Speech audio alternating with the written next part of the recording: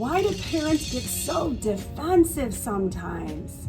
Hi, I'm Noelle Hoffmeister. I'm Kathy D'Alessandro. We're with Get Up and Teach. Stay with us today as we talk about what is making parents so emotional sometimes when we communicate with them.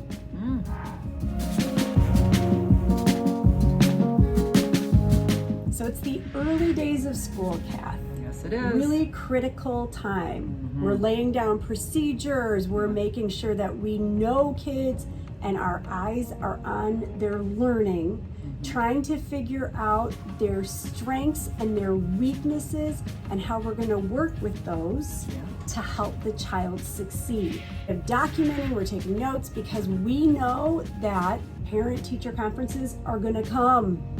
Quickly. Right? And we have to know those kids. And often in those conferences, we have things that we want to communicate to parents. I've done it, you've done it. There can be hard conversations sometimes. Sometimes when we're having those conversations, parents emote. I've seen it happen, you've seen it happen, you may have seen it happen. And we always think it's about us. I remember in my early days of teaching, leaving conferences in tears. Why don't they like me? What did I say wrong? What did I do? How could I write? And 99% of the time is not about us. So we're here today to talk about some reasons. Kath, do you have a reason why a parent would get defensive or upset? Of course, there's always reasons for things like that. I think another variable that we should bring up in this is that it also depends on what grades you teach. If you're in the early grades like K1, you might be the first time talking to a parent about things that you're seeing. I now am in teaching in a middle school age, and that might be a different conversation. Again, it all depends on whether parents are hearing things for the first time or not. So I also think that parents are unaware of how something might manifest in behavior in the classroom. So what I mean by that is they will perceive a child as being lazy or messy and can't turn their homework in, and maybe the reality is it might be an executive functioning issue, and they're not able to organize, and their room's a mess, and their backpack's a mess, and their desk's a mess. Oh, they're just lazy. They think it's about behavior and of a it source truly of can that. it truly can be more than that. So there's just this unaware, and that's part of our job, right? And so we're not diagnosing a child, we're simply saying, have you seen? Or that child that's super slow writer, slow reader, slow, right? And problem solving, math, everything is just so tedious. Is it a processing? Right.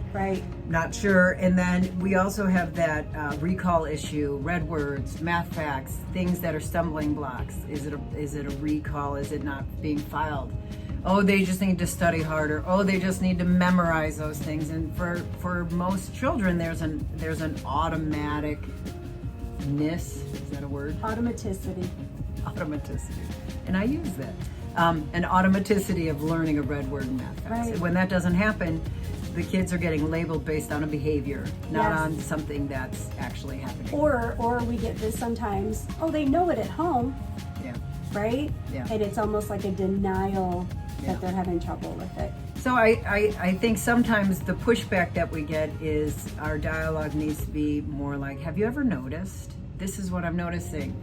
I just remember clearly once talking to a parent about messy backpacks, and I was a check-in teacher for that child, and clearly thought that it was being lazy, and it made me super sad because they're not lazy. They're just struggling. Just really struggling. Yeah. So, anyway, well, that's what I have. I think that's one area where parents they just really don't know. Okay. What about you? What do you think? So the one that I came up with is that I think parents carry an emotional baggage. Often, if a child is struggling, we know that struggles can be hereditary. And so in a meeting, we might say, Johnny's having trouble with X, and it will evoke this emotional response that you didn't even see coming, and you're like, oh my gosh. And of course we leave and go, what did I say? What did I do? it happened actually recently, and then we come to find out that that parent was in a program and handed packets day after day, and had a teacher who did the louder and slower method of teaching, which of course was completely ineffective. But that parent has that baggage and that fear of, is my child gonna have what I had? Are they gonna have my experience? And so they can just really overreact, at least it seems to us, right?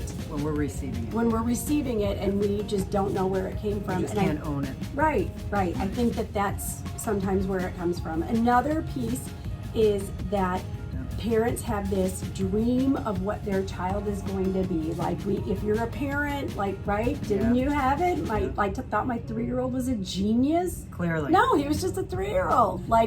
And so we have these. You had an average kid? I had an average kid, but I thought he was gifted at the time. That's okay. That's okay. Right? Average is okay. Average is okay.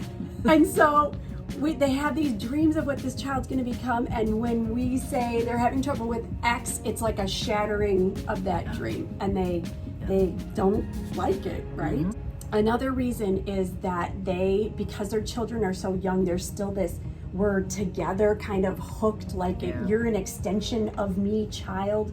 And when we say there's something wrong with their child, it becomes a reflection on them. What did I not do? Maybe if I had shown them a circle earlier, like all those kinds Read of... to them in the womb. Right, or whatever. And I think parents take it super personally that they did failed. something wrong. Right, and it's not that at all.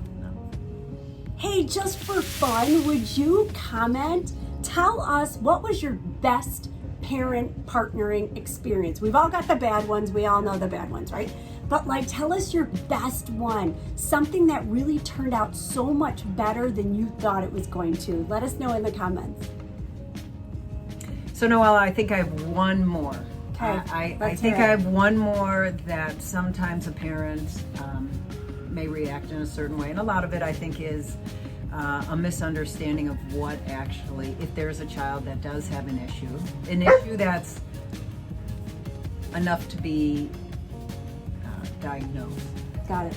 Not by me. Right. By Not you, by us. not That's by right. us. I mean, our We don't job diagnose. is, that's right. Our job is to make parents aware And observe. and get to the root of it, because at the end of the day, our job is to advocate and equip a child. Yeah. And so I think the thing that happens is that there's this fear of if a child's labeled. And I'm going to be honest, I've been in school long enough that children start to label themselves by 3rd grade, academically at least, Right. and then socially by middle school. They define themselves in what character and what group they hang out and who they belong to, Right. and they'll figure out a way to cope. Yeah. And that could look in many different ways. So sometimes when we're not meeting their academic needs early enough, early intervention is the best, as we all know.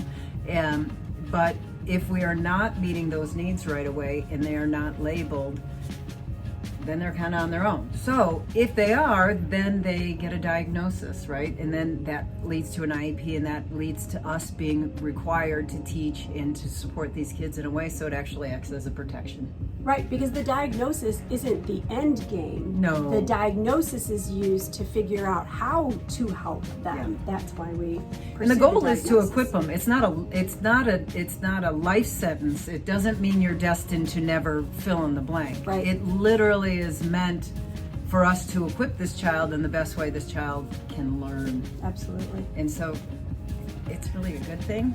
So that's, I think, that's my last one.